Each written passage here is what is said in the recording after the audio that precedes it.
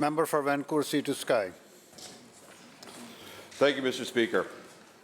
In acknowledgement of the 2022 National Women's History Month theme of women providing healing, promoting hope, today it is my pleasure to recognize the team at the Howe Sound Women's Centre for their contributions to the well-being of women and families in the Sea to Sky.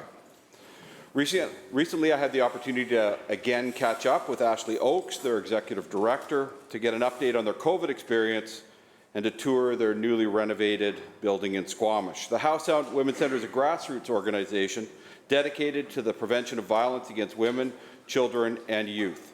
They offer drop-in resource centres as well as transition and safe houses throughout the Sea to Sky corridor. These services support women and children who are escaping abusive relationships or otherwise need support or advocacy.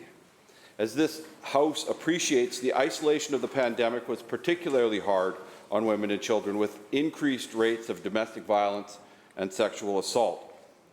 The rapidly escalating cost of living and regional housing shortages have made transitional steps for those needing alternative housing arrangements very challenging.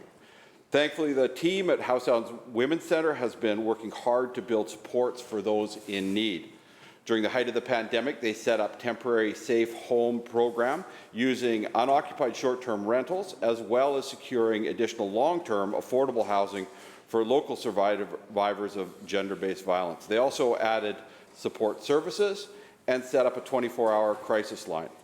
Howe Sound Women's Centre funds some of its services by operating Pearls Value and Vintage, a social enterprise thrift store in Squamish that has the added value of diverting a significant number of items from the landfill.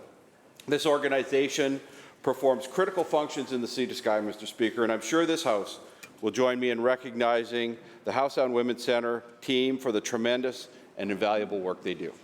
Thank you, Mr. Speaker.